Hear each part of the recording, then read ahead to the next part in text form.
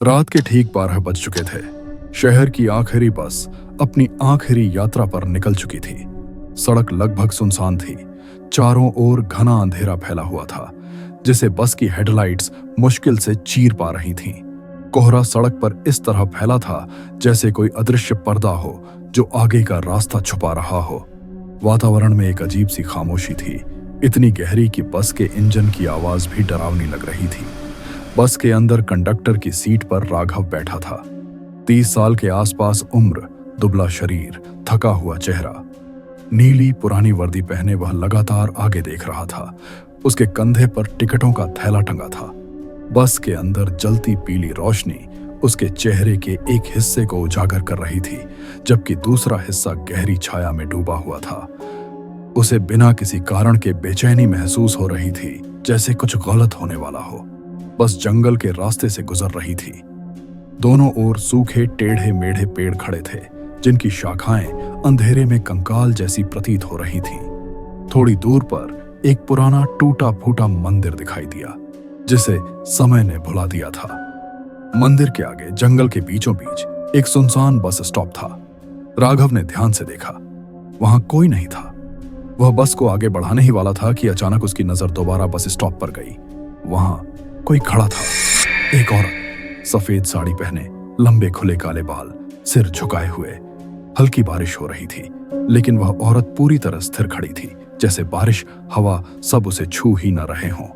राघव का हाथ अनायास ही ब्रेक पर चला गया। बस धीरे धीरे रुक गई। उसने खिड़की से बाहर झांका। मैडम, उसकी आवाज हल्की सी कांप गई। औरत ने बहुत धीरे धीरे अपना सिर उठाया। उसका चेहरा पीला था, आंखों के नीचे गहरे काले घेरे थे। आंखों में आंसू थे, लेकिन उनमें कोई भाव नहीं था। धीमी थकी हुई आवाज में वह बोली, मुझे घर जाना है। राघव ने बिना कुछ सोचे बस में चढ़ने का इशारा कर दिया। औरत बस के अंदर आई और सबसे पीछे वाली सीट पर बैठ गई। अब बस के अंदर सिर्फ 2 ही लोग थे, राघव और वह रहस्यमयी औरत। बस फिर से चल पड़ी। अंदर सन्नाटा था, सिर्फ बारिश की बूंदों की आवाज और इंजन की घरघराहट। कुछ देर बाद औरत ने कहा, यह रास्ता अच्छा नहीं है। राघव चौंका। क्यों? उसने पूछा। औरत ने खिड़की से बाहर जंगल की ओर देखा। यहां जो एक बार रुक जाता है, वह फिर आगे नहीं बढ़ पाता। राघव के रोंगटे खड़े हो गए। उसने रियर व्यू मिरर में देखा। औरत की परछाई अधूरी थी, जैसे उसका चेहरा पूरा दिखाई ही न दे रहा हो। मैडम, आप ठीक तो? उसका वाक्य अधूरा रह गया। औरत अब सीधे उसे देख रही थी। तुम कल फिर आओगे ना? उसने पूछा।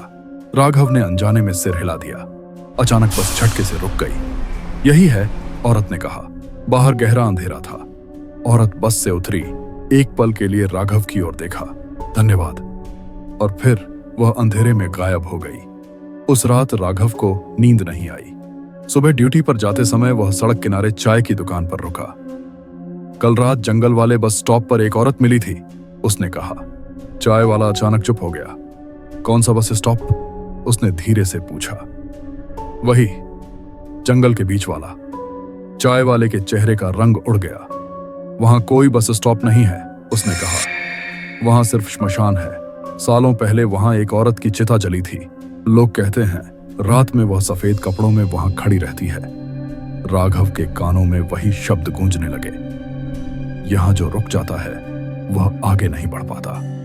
अगली रात डर के बावजूद राघव फिर उसी रास्ते पर निकला। घड़ी में 12 बजे थे। वही औरत फिर खड़ी थी, लेकिन इस बार उसका चेहरा और ज्यादा बिगड़ा हुआ था। जब वह मुस्कुराई तो उसकी मुस्कान में जरूरत से ज्यादा दांत थे। तुम आ गए, उसने कहा। अब तुम सच जानते हो। बस के अंदर अचानक ठंडी हवा भर गई। शीशों पर धुंध जमने लगी। फिर अचानक खिड़कियों पर हाथों के निशान उभर आए, अंदर की तरफ से। राघव ने घबराकर ब्रेक खींच दिया। बस रुकी, लेकिन बाहर जंगल नहीं था। चारों ओर जलती हुई चिताएं थीं, आग, धुआं, और उनके बीच वही नामहीन बस स्टॉप। औरत अब उसके बिल्कुल पास खड़ी थी। अब तुम्हारी बारी है, उसने कहा। राघव चीखना चाहता था, लेकिन उसकी आवाज हमेशा के लिए खामोश हो गई। अगली सुबह लोगों ने उस सड़क पर एक खाली बस देखी। कंडक्टर गायब था। और रात को लोग कहते हैं श्मशान के पास सफेद कपड़ों में दो लोग आज भी धीरे धीरे रोते हुए दिखाई देते हैं। और ऐसी ही हॉरर और मिस्ट्री कहानियों के लिए चैनल को सब्सक्राइब करें।